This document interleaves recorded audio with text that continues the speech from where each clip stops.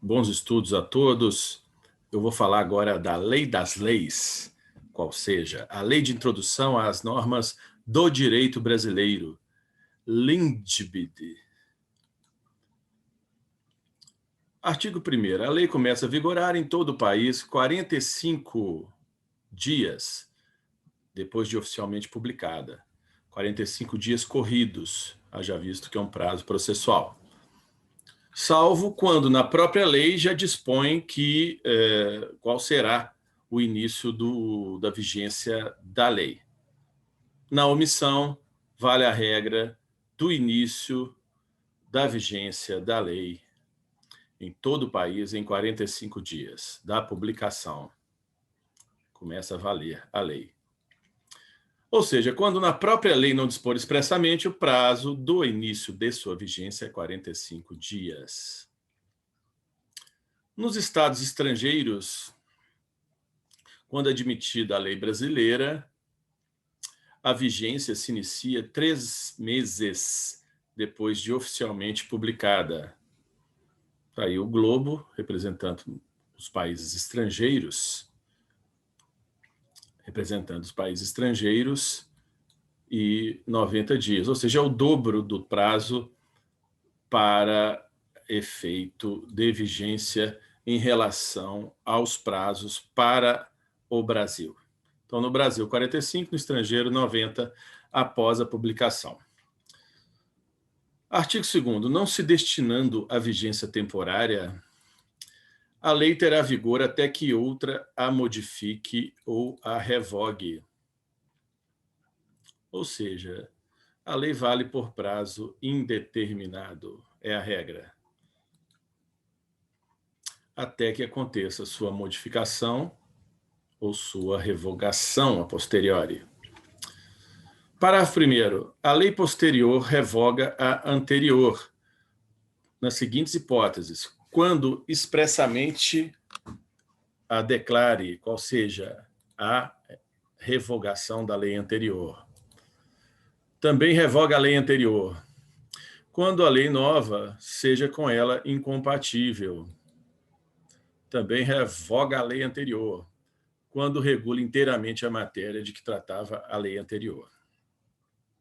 A lei nova, que estabeleça disposições gerais ou especiais a par das já existentes, não revoga nem modifica a lei anterior, apenas a complementa.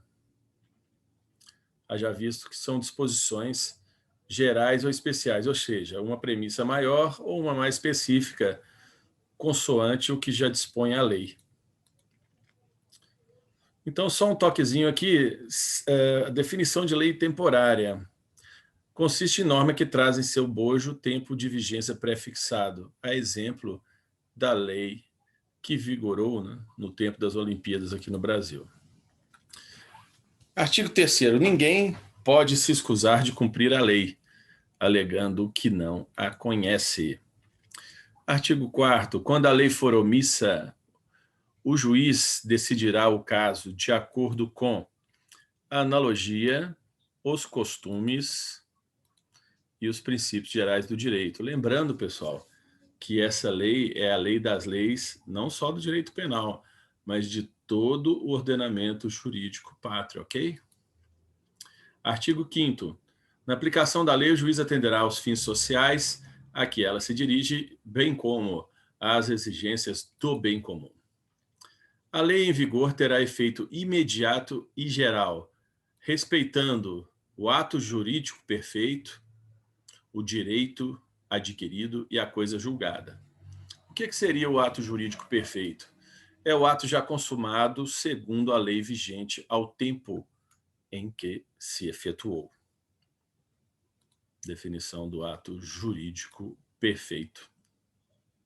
Valendo aquela lei que, no momento do ato, estava vigente. O direito adquirido, ou seja, a lei nova não violará.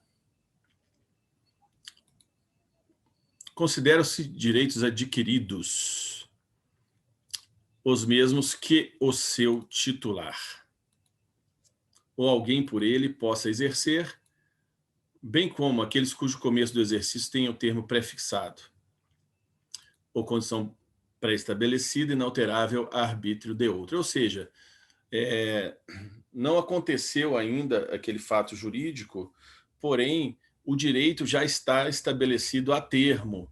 É isso que o legislador quis dizer. Bem como a lei nova não viola a coisa julgada. O que é coisa julgada? Chama-se coisa julgada, ou caso julgado, a decisão judicial para a qual não caiba mais recurso, já transitou em julgado. Salvo o caso de abandono, o domicílio do chefe da família estende-se ao outro cônjuge e aos filhos não emancipados. E o domicílio do tutor ou curador estende-se aos incapazes sob sua guarda ou tutela.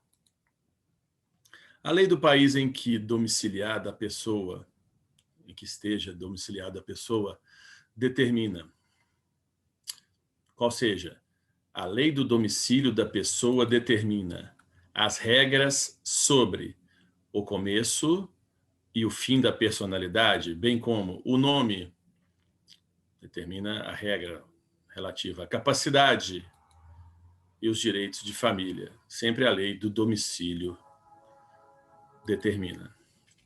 Realizando-se o casamento no Brasil, será aplicada a lei brasileira quanto aos impedimentos e as formalidades da celebração. Ou seja, então aí os nubentes, não é? Os noivinhos, então eles casaram no Brasil, porquanto será aplicada a lei brasileira no tocante aos impedimentos e às formalidades da celebração.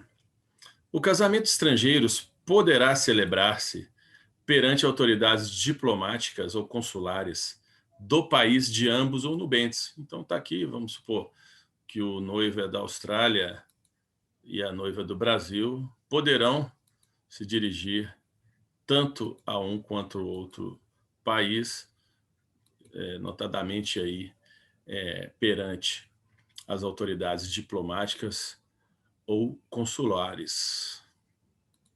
Poderão fazer uso desse direito. Tendo os nubentes domicílio diverso, regerá os casos de invalidade do matrimônio a lei do primeiro domicílio conjugal.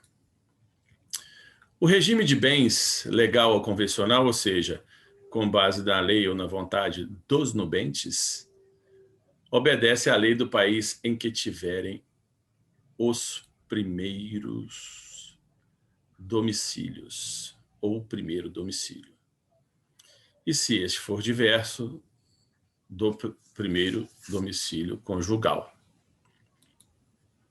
O estrangeiro casado que se naturalizar brasileiro pode, mediante expressa anuência de seu cônjuge, requerer ao juiz, no ato da entrega do decreto de naturalização, se apostilha ao mesmo a adoção do regime de comunhão parcial de bens, respeitados os direitos de terceiros e dada esta adoção ao competente registro. Então, voltando. O estrangeiro casado que se naturalizar brasileiro, então ocorreu a naturalização, pode, quer dizer, é uma faculdade, mediante expressa anuência do seu cônjuge, quer dizer, ele pode requerer ao juiz, não significa que ele já tem o direito automaticamente. No ato de entrega do decreto de naturalização, ou seja, ele recebeu do juiz o decreto de naturalização, se apostilha ao mesmo, ou seja, no próprio decreto, a adoção do regime de comunhão parcial de bens, respeitados os direitos terceiros e dada essa adoção ao competente registro. O divórcio realizado no estrangeiro, se um ou ambos os cônjuges forem brasileiros, então divorciaram no estrangeiro, sendo que um deles é brasileiro, só será reconhecido no Brasil depois de 1 ano da data da sentença. Então, isso aí tem que gravar. Tá aí a plaquinha com 1 ano. Salvo a exceção, se houver sido antecedida de separação judicial por igual prazo, caso em que a homologação produzirá efeito imediato. obedecidas as condições estabelecidas para a eficácia das sentenças estrangeiras no país. Nós vamos ver à frente essa regulamentação.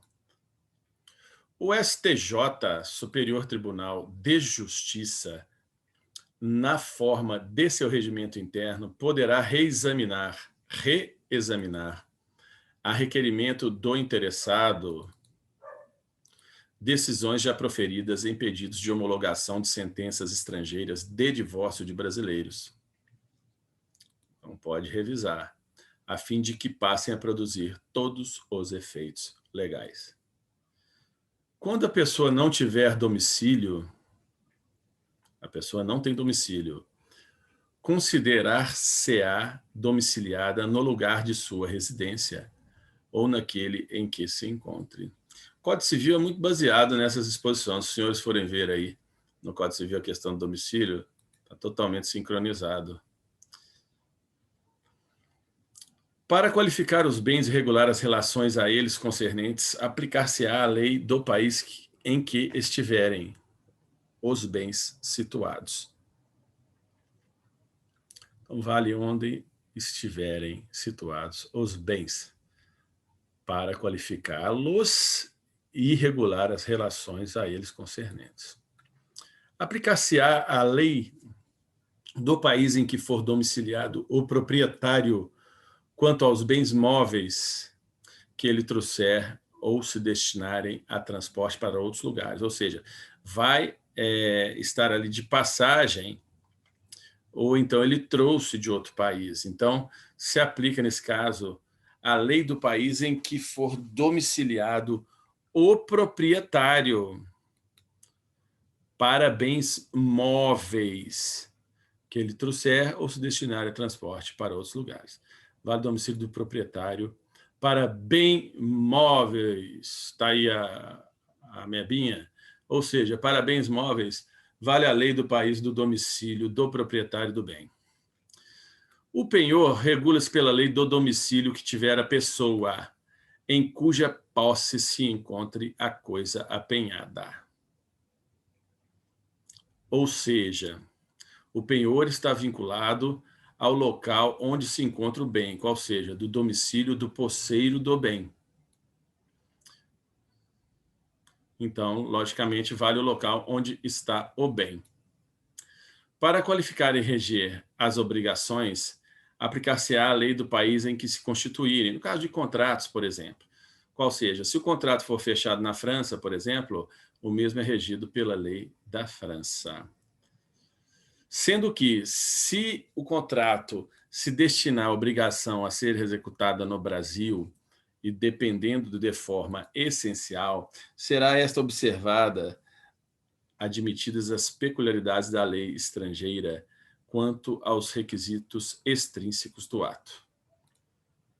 A obrigação resultante do contrato reputa-se constituída no lugar em que residir o proponente. Está grifado, proponente. A sucessão por morte ou por ausência obedece à lei do país em que domiciliado, falecido ou desaparecido, qualquer que seja a natureza e a situação dos bens. Do domicílio, né? do desaparecido ou falecido. A sucessão de bens de estrangeiros situados no país será regulada pela lei brasileira em benefício do cônjuge ou dos filhos brasileiros, bem como de quem os represente, sempre que não lhe seja mais favorável a lei pessoal do país do de cujos. Então, vale a lei mais benéfica nesse caso. A lei do domicílio do herdeiro ou legatário regula a capacidade para suceder. A capacidade para suceder. As organizações destinadas a fins de interesse coletivo, como as sociedades e as fundações, obedecem à lei do Estado em que se constituírem. Não poderão, entretanto, ter no Brasil filiais, agências ou estabelecimentos antes de serem os atos constitutivos aprovados pelo governo brasileiro, ficando sujeitas à lei brasileira. Os governos estrangeiros, bem como as organizações de qualquer natureza, que eles tenham constituído, dirijam ou hajam investido de funções públicas, não poderão adquirir no Brasil bens imóveis ou suscetíveis de desapropriação. Os governos estrangeiros podem adquirir a propriedade dos prédios, imóveis, necessários à sede dos representantes diplomáticos ou dos seus agentes consulares. É competente a autoridade judiciária brasileira quando for o réu domiciliado no Brasil ou a que tiver de ser cumprida a obrigação. Só a autoridade judiciária brasileira compete conhecer das ações relativas a imóveis situados no território brasileiro. Segue regra dos direitos referentes a imóveis, direitos reais. Então, se o imóvel está no Brasil, vale a competência da justiça brasileira. E ponto final. A autoridade judiciária brasileira cumprirá, concedido o exequatur, vou explicar o que é exequatur aí na frente, e segundo a forma estabelecida pela lei brasileira, as diligências deprecadas por autoridade estrangeira competente, observando a lei desta quanto ao objeto das diligências. O exequatur será o documento autorizador para o cumprimento de cartas rogatórias no Brasil, ou seja, vindas de um país estrangeiro. Será elaborado o exequatur pelo presidente do STJ. STJ, não é Supremo. A prova dos fatos ocorridos em país estrangeiro rege-se pela lei que nele vigorar, quanto ao ônus e aos meios de produzir-se. Então, a prova, não é, desde que esse fato ocorreu em país estrangeiro, esse regramento se regerá pela lei do próprio país onde ocorreu o fato, não admitindo os tribunais brasileiros provas que a lei brasileira desconheça. Então, tem essa ressalva, tem que existir esse viés de compatibilidade no tocante às provas que são admitidas no Brasil e essas do estrangeiro. Não conhecendo a lei estrangeira, poderá o juiz exigir de quem a invoca a prova do texto e da vigência. Será executada no Brasil a sentença proferida no estrangeiro, que reúna os seguintes requisitos: haver sido proferida por juiz competente no estrangeiro, terem sido as partes citadas ou haver-se legalmente verificado a revelia, ter passado em julgado e estar revestido das formalidades necessárias para execução no lugar em que foi proferida, estar traduzida por intérprete autorizado, ter sido homologada pelo STF. Então, passa pelo filtro do STF, uma decisão judicial estrangeira. Quando, nos termos dos artigos precedentes, se houver de aplicar a lei estrangeira, ter-se-á em vista a disposição desta, sem considerar-se qualquer remissão por ela feita a outra lei. Ou seja, se ela citou outra lei lá do país estrangeiro, isso não produz efeito. As leis, atos e sentenças de outro país, bem como quaisquer declarações de vontade, não terão eficácia no Brasil quando ofenderem, primeiro, a soberania nacional, a ordem pública e os bons costumes. Então, serão sumariamente desconsideradas. Tratando-se de brasileiros, são competentes as autoridades consulares brasileiras para lhes celebrar o casamento e os demais atos de registro civil e de tabelionato. Então, quem morar no estrangeiro pode ir lá ao consulado brasileiro, que as autoridades consulares possuem essa competência. Bem como as autoridades consulares brasileiras também poderão celebrar a separação consensual e o divórcio consensual de brasileiros, não havendo filhos menores ou incapazes do casal. Então, se for só os dois casados, cônjuges podem se servir do consulado. É indispensável a assistência de advogado juntamente com ambas as partes ou com apenas uma delas, caso a outra constitua advogado próprio, não se fazendo necessário que a assinatura do advogado conste na escritura pública. No caso lá do divórcio, né? Agora, essa questão eu salientei, foi inserida aqui na lei, pela lei, melhor dizendo, 13.655 de 2018, várias disposições na lei das leis, não é? que realmente são aspectos assim, de muita relevância, de muita controvérsia, tem um caráter de normas gerais e muito realmente assim temerárias no sentido da sua ambiguidade, da sua abstração. Isso certamente irá gerar vários problemas aí de discussões judiciais, esses processos vão subir para os tribunais superiores, para que talvez, né, seja até entrada uma ação direta de inconstitucionalidade, porque, vamos lá, vocês vão perceber aí como são ambíguas e genéricas essas inserções de 2018. Agora, quem for prestar concurso pode ficar atento que isso vai cair, já está caindo e vai cair a rodo. Vamos lá, artigo 20. Nas esferas administrativa, controladora e judicial, ou seja, não só no contencioso, né, não se decidirá com base em valores jurídicos abstratos, sem que sejam consideradas as consequências práticas da decisão. Olha que coisa, o que são consequências práticas, não é?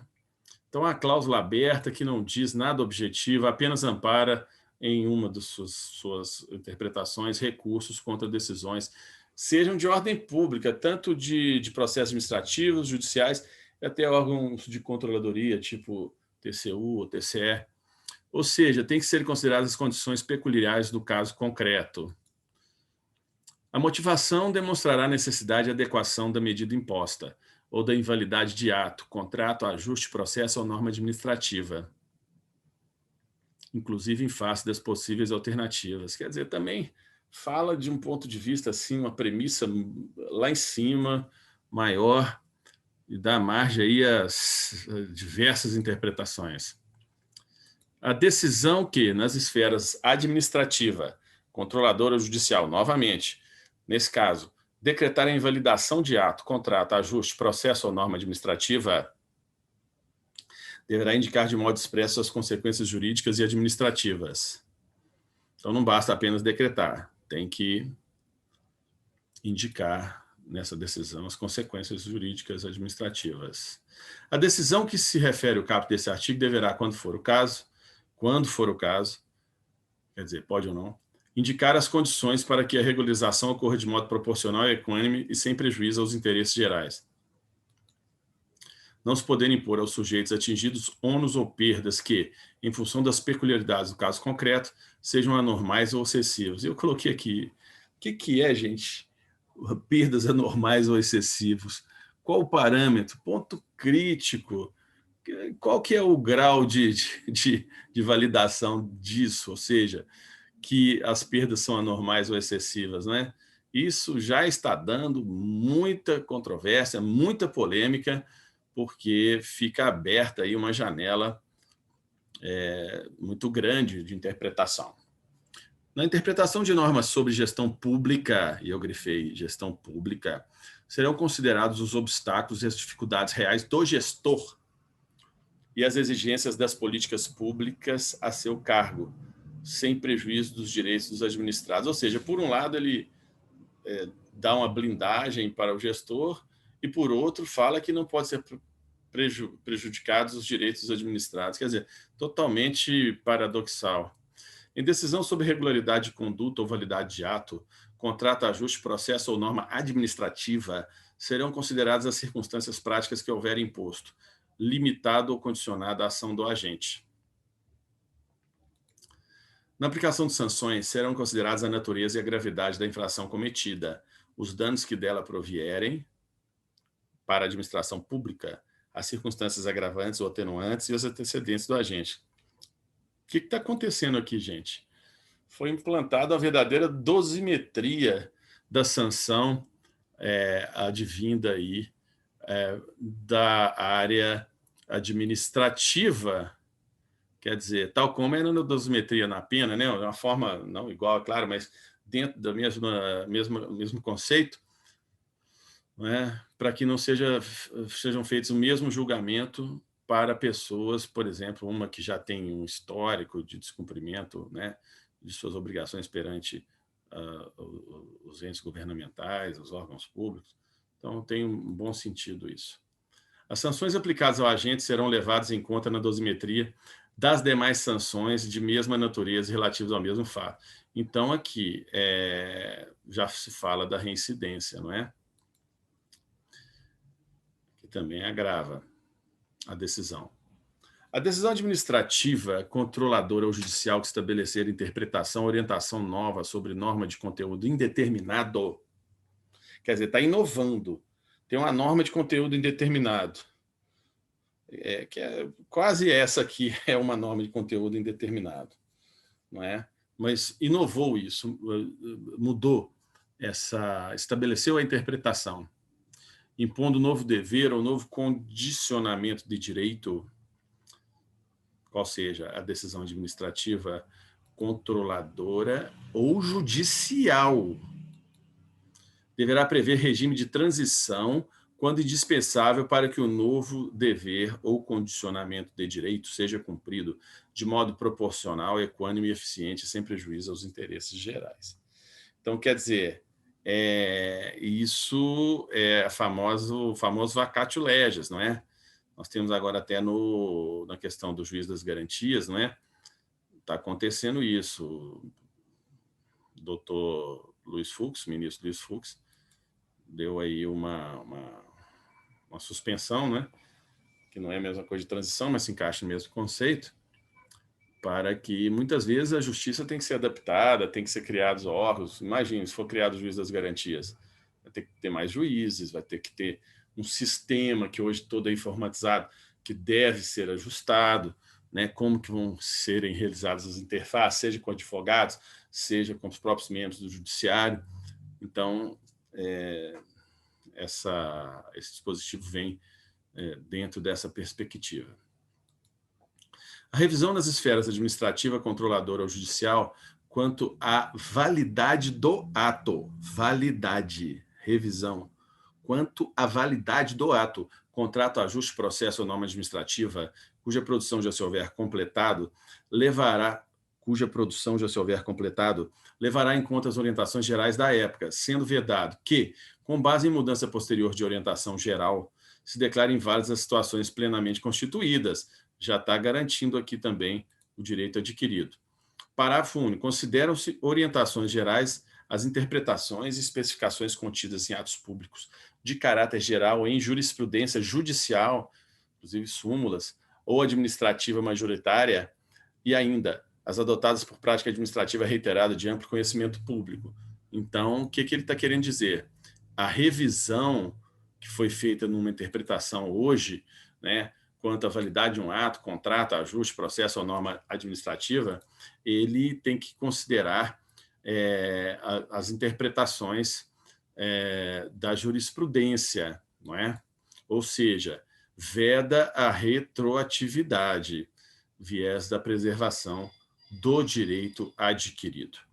Para eliminar irregularidade, incerteza jurídica ou situação contenciosa na aplicação do direito público, novamente direito público, inclusive no caso de expedição de licença, pode ser uma licença de qualquer natureza, de prerrogativa das autoridades públicas, a autoridade administrativa poderá, após oitiva do órgão jurídico, e, quando for o caso, após realização de consulta pública, presentes razões de relevante interesse geral, celebrar compromisso com os interessados, observada a legislação aplicável, qual só produzirá efeitos a partir de sua publicação oficial.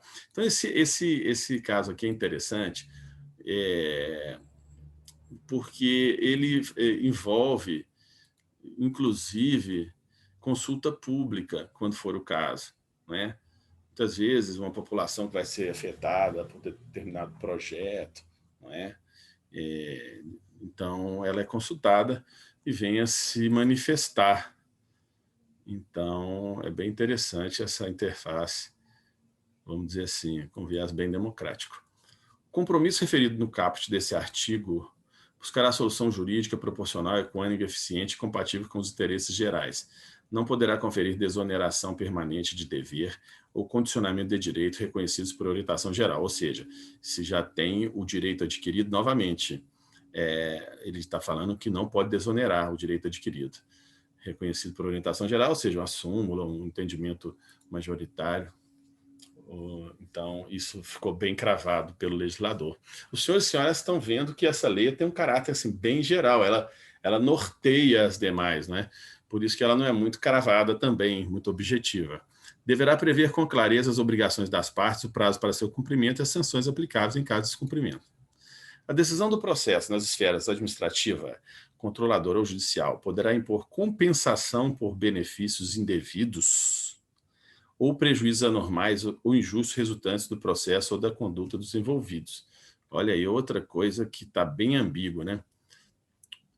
Dos envolvidos, quer dizer, se for, por exemplo, uma decisão pública, interpretando aqui em uma hipótese, não é? Que traga prejuízos anormais, não é?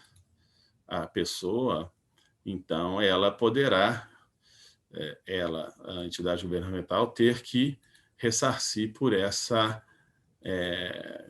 prejuízo, compensando o dano. A decisão sobre a compensação será motivada, ouvidas previamente as partes sobre seu cabimento, sua forma e, se for o caso, seu valor. Para prevenir ou regular a compensação, poderá ser celebrado compromisso processual entre os envolvidos, né? Seria aí um pacto, aí, um registro judicial para homologar isso. Compromisso processual. O agente público responderá pessoalmente por suas decisões e opiniões técnicas. Aqui é uma exceção da regra, porque, em regra, o agente público ele só responde, no caso, realmente em regresso. Mas aqui, nesse caso, ele responderá também em regresso, se for o caso, em caso de dolo, claro, ou erro grosseiro. O que é erro grosseiro? O erro manifesto, evidente, inexcusável, imperdoável, praticado com culpa grave. O que é a culpa grave? É uma ação ou omissão com elevado grau de negligência, imprudência ou imperícia. É aquela coisa aberrante, não é? Que está fora da curva e vai ter que ser justamente evidenciada no caso concreto em tela. Em qualquer órgão ou poder, a edição de atos normativos por autoridade administrativa, salvo os de mera organização interna, atos normativos por autoridade administrativa, poderá, ou seja, pode ou não, ser precedida de consulta pública para manifestação dos interessados, preferencialmente por meio eletrônico, ao qual será considerada na decisão. Olha aí também a simplificação, a desburocratização, tendo em vista aí a indicação para que seja utilizado um meio eletrônico para consulta à população.